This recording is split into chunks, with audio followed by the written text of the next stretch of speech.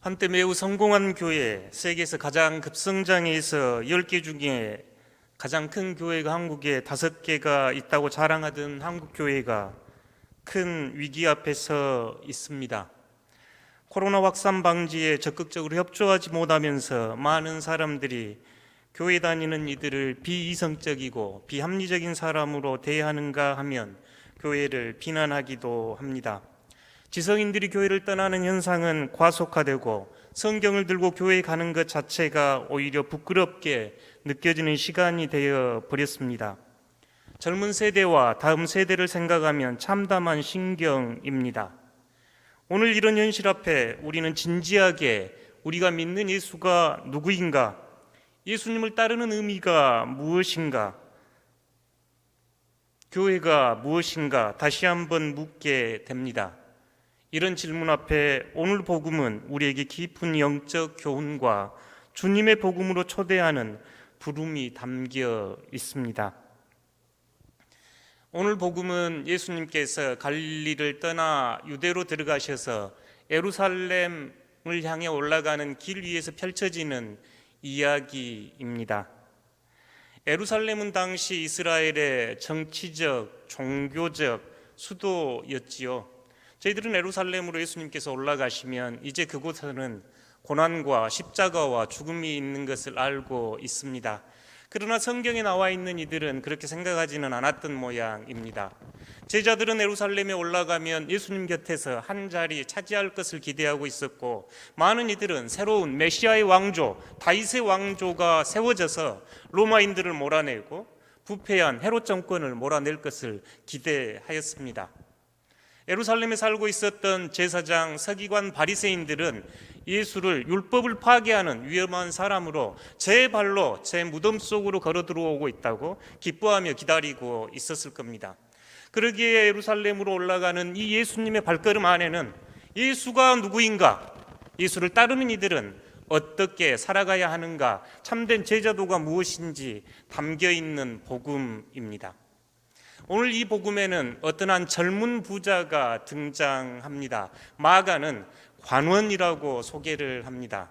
가만 이 사람을 생각해 보면 훌륭한 부모를 만나 많은 재물을 물려받았거나 아니면 열심히 공부하여 입신양명한 성공한 젊은이입니다.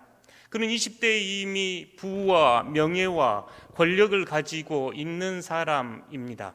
요새로 치면 방탄소년단이나 삼성의 이재용쯤 됐을 겁니다.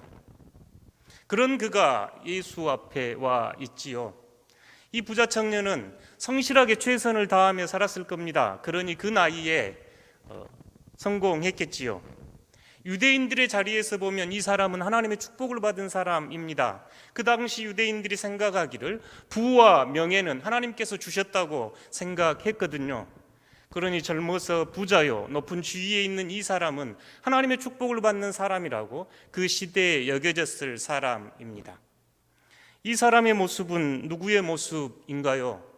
2000년 기독교 교회사 안에서 보면 한국 교회는 매우 짧은 역사를 가지고 있습니다. 그렇지만 매우 급성장했고 한국 교회는 세계 많은 이들을 파송하는 선교 국가가 되었고 어느 교회 어느 곳에 갔어도 자랑하는 복된 국가가 됐습니다. 많은 이들은 한국 교회를 부러워하고 있습니다.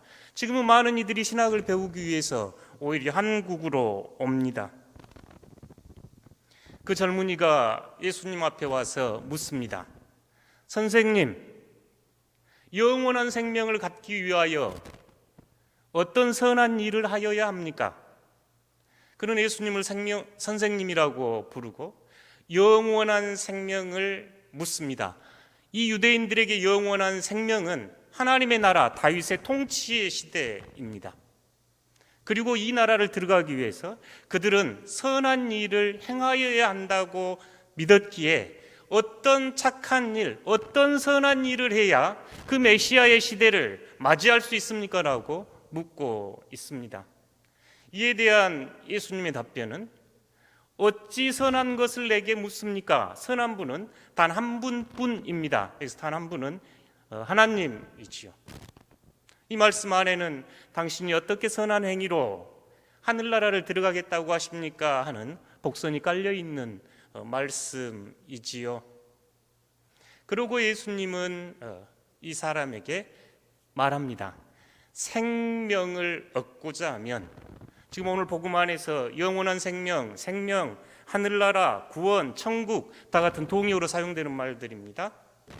생명을 얻고자 하면 예수님이 말씀하는 이 생명은 하나님의 생명입니다. 예수 그리스도를 통해 드러난 하나님의 생명, 그걸 하나님의 나라 또는 하나님의 통치, 하나님의 자녀됨, 의롭게 됨 이런 언어들로 쓸 수 있지요.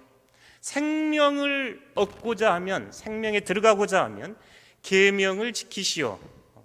저희가 여기서 약간 질문이 나오는 예수님의 말씀이지요. 흔히 저희가 믿으면 영생을 얻습니다, 구원을 받습니다 이러는데, 예수님은 계명을 지켜야 합니다 하자 이 젊은이가 어떤 계명을 지켜야 합니까? 라고 물을 때, 살인하지 마십시오, 간음하지 마십시오, 도적질하지 마십시오, 거짓 증거하지 마십시오, 그리고 부모를 공경하십시오. 십계명에 나와 있는 사람 간의 관계에다가 하나님을 사랑하고 이웃을 사랑하다 해서 하나님을 빼고 이웃을 사랑하십시오. 하나님을 진실로 받아들이는 이는 이웃 사랑으로 그 모습이 드러납니다 하고, 지금 예수님은 십계명에서 인간 사람들에게 사람 관계에 적용됐던 계명들을 말씀합니다. 이 이야기를 들은 이 부자 청년, 하나는 매우 진지하게 느껴지고 다른 하나는 가능성이 느껴지는 답변을 합니다. 저는 다 지켰습니다. 저는 이 부자 청년의 고백이 과장이나 거짓이라고 생각하지는 않습니다. 이 청년은 매우 성실하게 당시 유대인들이 구제하고 기도하고 금식하는 일에 최선을 다했을 겁니다. 그러니 사회적으로 존경받고 사랑받을 만한 사람이었겠지요. 저는 5가지 요 계명들 10계명 어려서부터 익숙하게 잘 지켜왔습니다라고 대답합니다. 이 젊은이가 얼마나 진지하게 자신의 길을 걸어왔는지 보여주는 모습이지요. 그러면서 이 질문이 저희에게 오늘 저희를 복음으로 초대하는 첫 번째 질문입니다. 나에게 부족한 것이 무엇입니까? 저는 질문을 다 지켰는데, 가르침대로 다 살았는데, 저는 하나님과 친밀한 사귐과 교제를 누리지 못하고 살아가고 있습니다. 제 마음 안에는 하나님이 주신 평화나 하나님이 주신 생명을 맛보지 못하고 있거든요. 저는 계명이 가르친 대로 열심히 산 사람인데 왜 저는 여전히 마음이 텅 비어 있고 허전하지요? 저에게 부족한 한 가지가 뭡니까? 여기는 가능성입니다. 어둠을 몰아내는 데는 한 줄기 빛이면 충분하지요. 이 깨진 틈으로 예수님의 생명의 진리의 말씀이 선포됩니다. 그 말씀이 19장 21절입니다. 다 같이 읽어보겠습니다. 예수께서 이르시되 내가 온전하고자 할진대 가서 내 소유를 팔아 가난한 자들에게 주라. 그리하면 하늘에서 보화가 내게 있으리라. 그리고 와서 나를 따르라 하시니 아멘. 완전해지다. 사람이 어떻게 완전해질 수 있나요? 여기서 완전해지다는 하나님과 완전한 사귐, 하나님과 친밀한 사귐, 생명의 교제 안으로 들어가기 원하면, 지금 동사가 연속 나오지요. 가라. 그리고 너의 소유를 팔아라. 그리고 그것을 가난한 이들에게 나누어 주라. 그러면 하늘의 보화를 쌓을 것이다. 그리고 와서 따르라. 굉장히 중요한 제자도의 가르침이 들어있는 말씀입니다. 완전한 사랑, 참된 제자도 예수가 누구인가 드러나는 본문이지요. 예수를 어떻게 따라가야 합니까? 하고 묻는 이들에게 이 말씀은 매우 소중한 진리의 말씀입니다. 가서 내가 가지고 있는 소유물을 팔아라라고 합니다. 이 소유물의 뜻이 우리 손에 가지고 있는 것입니다. 여러분 손에 뭐 가지고 계신가요? 여러분 손에 들고 있는 게 뭔가요? 그것을 팔아서 가난한 자들에게 주면 손은 빈손이 되겠지요. 그때 나온 말씀이 그러면 우리 성경의 번역에 약간 아쉬움이 있는 구절인데, 하늘에서 보화를 갖게 될 겁니다. 소유물하고 대꾸를 이루는 게 지금 보화입니다. 여러분, 손을 펴서 움켜쥐고 잡고 있는 그것 펴서 나눠주면 이제 하늘의 보화를 갖게 될 겁니다. You will have treasure in heaven, 이렇게 영어로 번역이 되어 있어요. 하늘에서 장소적으로 훗날이나 시간 이런 개념이 아니고, 이 하늘은 유대인들은 하나님이란 말을 못 썼습니다. 그래서 하나님 대신에 하늘을 씁니다.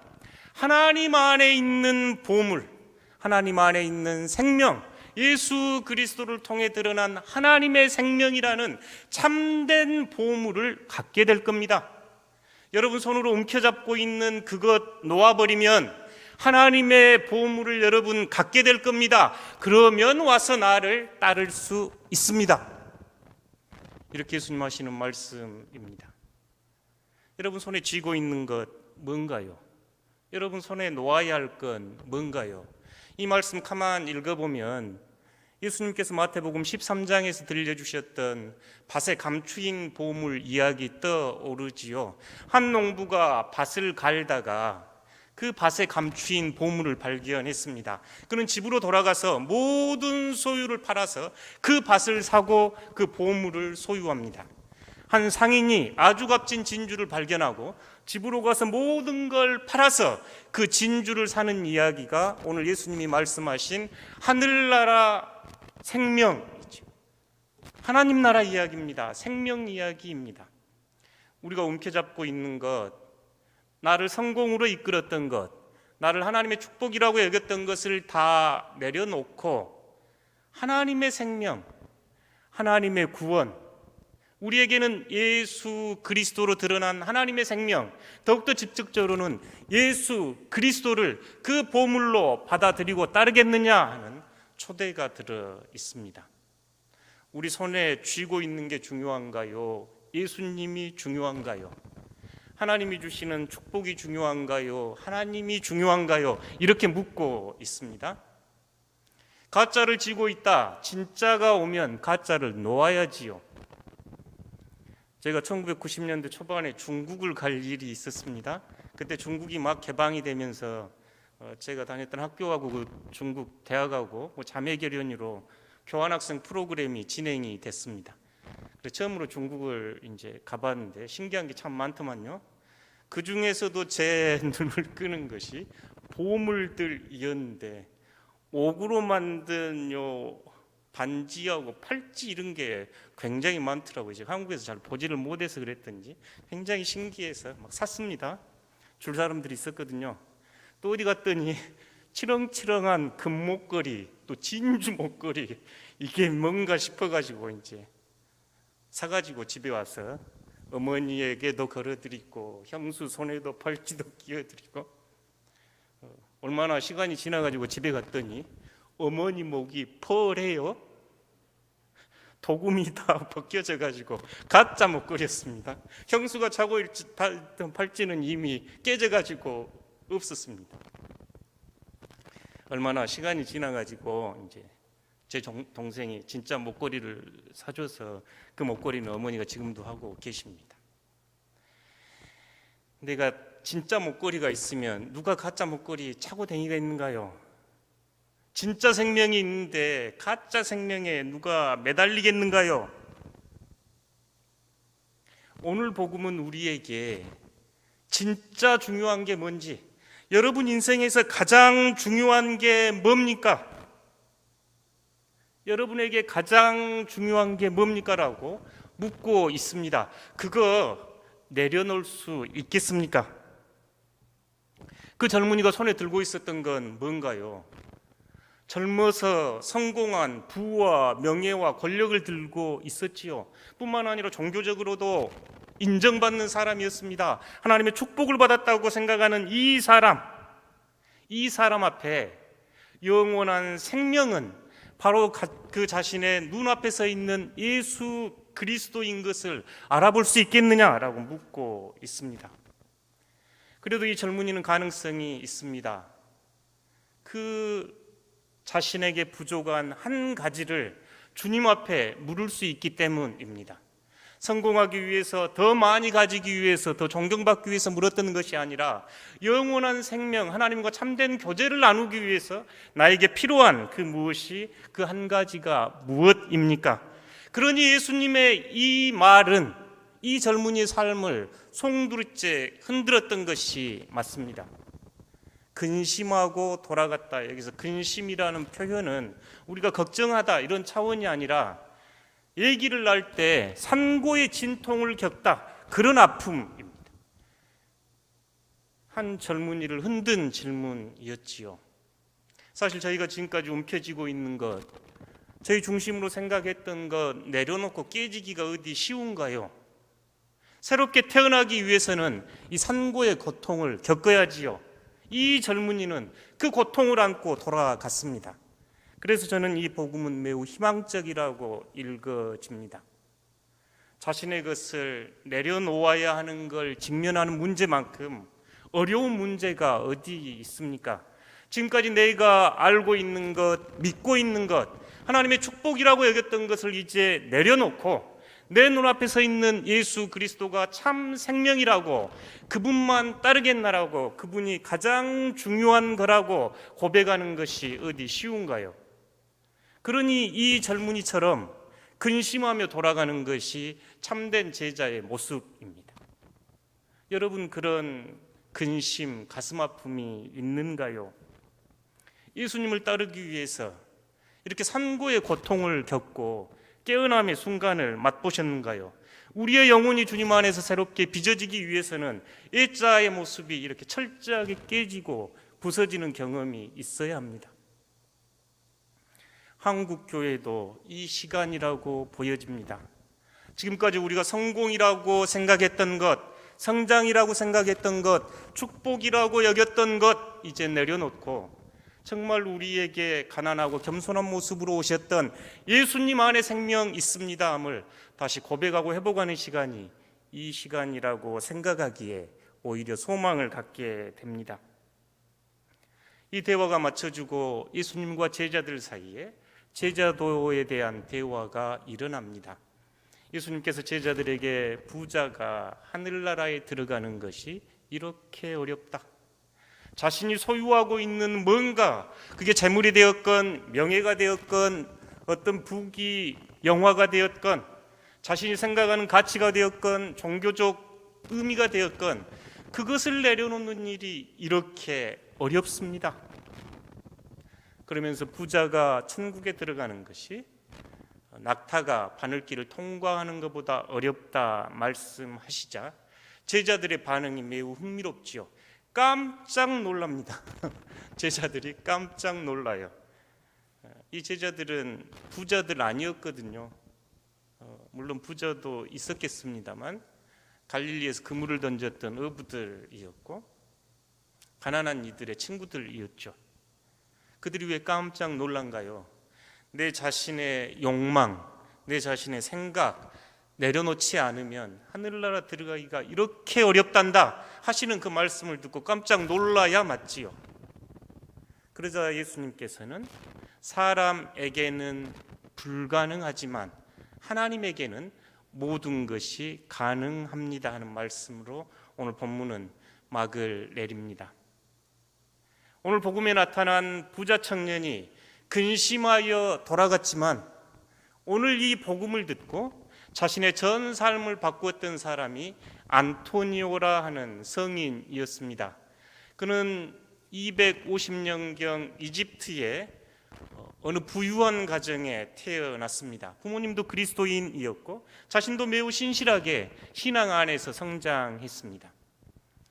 이분은 후에 사막의 아버지, 하나님의 사람이라고 칭해지며 가장 존경받는 기독교 역사의 흐름을 바꾼 한 사람으로 우리에게 기억됩니다.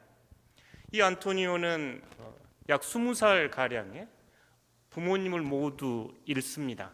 그리고 어린 동생과 함께 그는 많은 전답과 재산을 물려받습니다. 그는 매우 신실했고 어떻게 사도들은 모든 것을 내려놓고 주님을 따랐을까 늘 생각하였고, 사도행전을 묵상할 때는 어떻게 초대교회는 자기의 소유물들을 가난한 이들과 나누며 살았을까 하는 말씀을 묵상하고 예배를 드렸습니다. 어느 예배에서 그는 마태복음 19장 21절을 듣습니다. 가서 너의 모든 소유를 팔아 가난한 이들에게 주고 그러면 하늘의 보화가 쌓일 것이다. 그리고 와서 나를 따르라 하는 이 말씀을 이 안토니오는 하나님께서 자기에게 직접 하신 말씀으로 받습니다. 그리고 그는 나가서 모든 재물을 팔아 이웃에게 나누어 줍니다.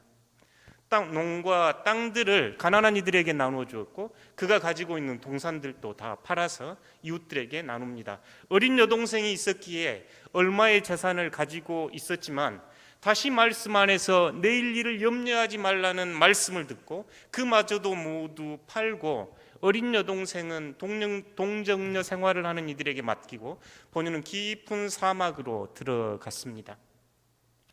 사막은 성경에서 하나님을 만나는 장소였지요. 또한 사막은 힘든 곳, 하나님의 부재를 경험한 곳이기도 합니다. 이 안토니오는 사막 안에서 하나님과 깊은 사귐과 하나님의 생명을 맛보고 살아갑니다. 그는 그곳에서 시편으로 기도를 드렸고 손으로 수고하고 노동하며 이웃을 섬겼습니다.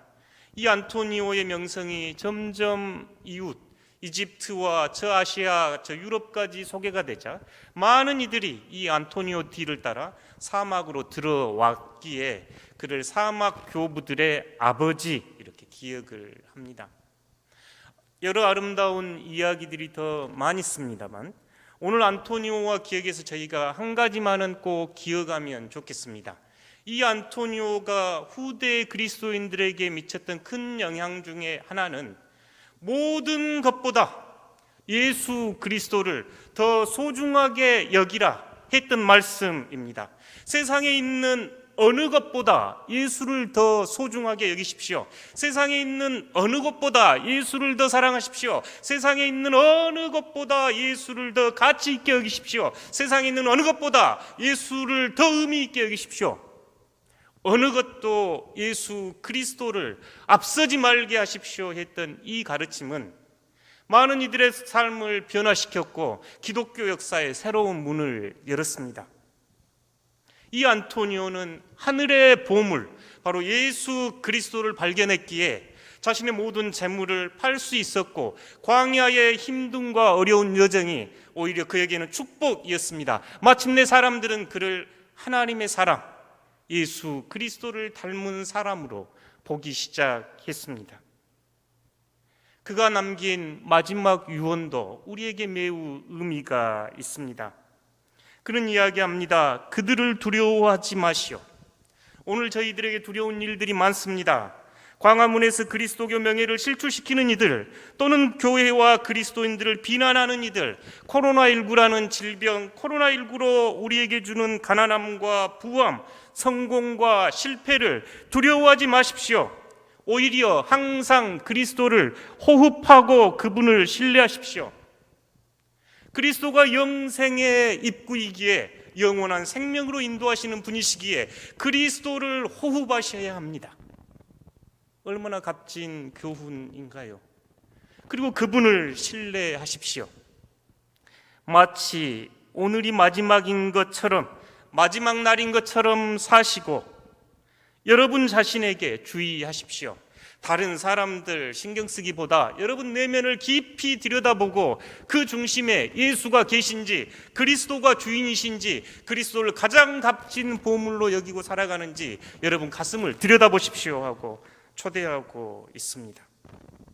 오늘 한국 교회가 잃어버린 것이 무엇입니까? 오늘 한국 교회가 회복해야 할 것이 무엇인가요? 오늘 우리가 추구해야 할 것이 무엇인가요?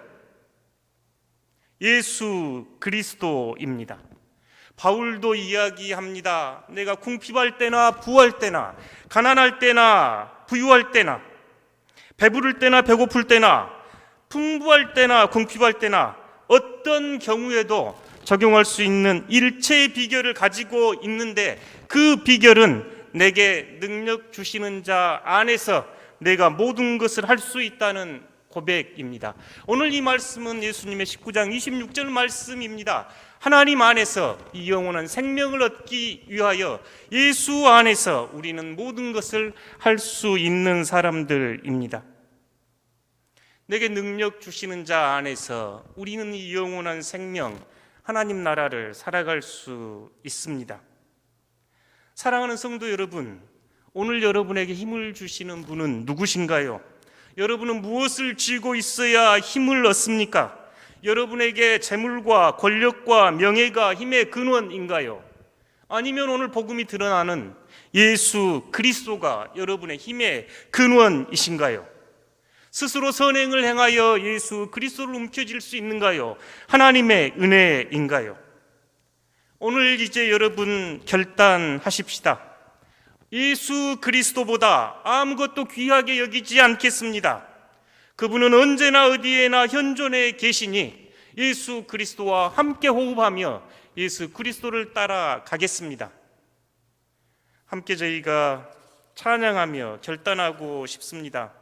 우찌무라 간조의 예수를 생각하고 나는 이란 찬양이지요.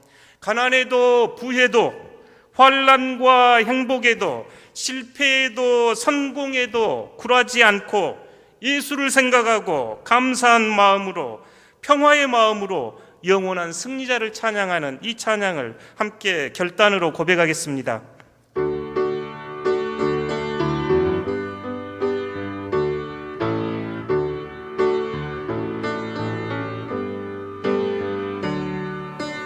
예수를 생각하고 나는 나의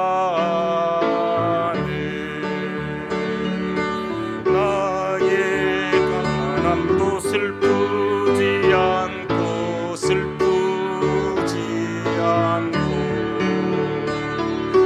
남의 부유함도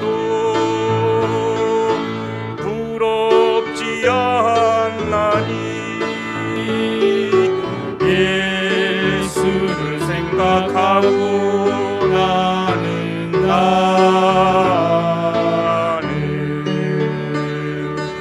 오직 감사한 마음이 넘칠 따르리라. 예수를 생각하고 나는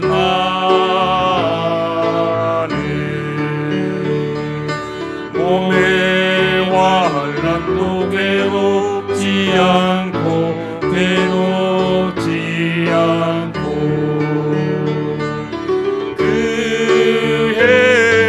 행복도 사모하지 않나니 예수를 생각하고 나는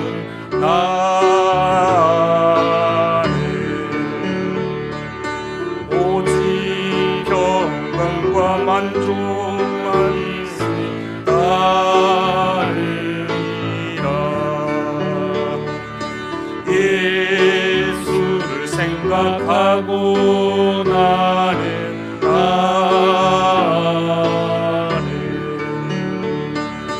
일에 실패와 실망치 않고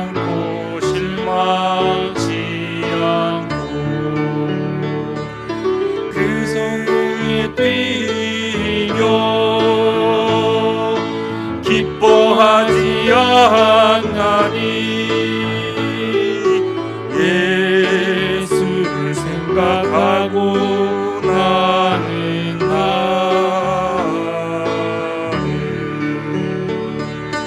오직 영원한 승리자이니 따르리라. 이 시간 가슴에 손을 얹고 함께 기도하며 결단하고 싶습니다. 세상에 있는 그 어떤 것도 그리스도께 대한 사랑보다 선호하지 않겠습니다.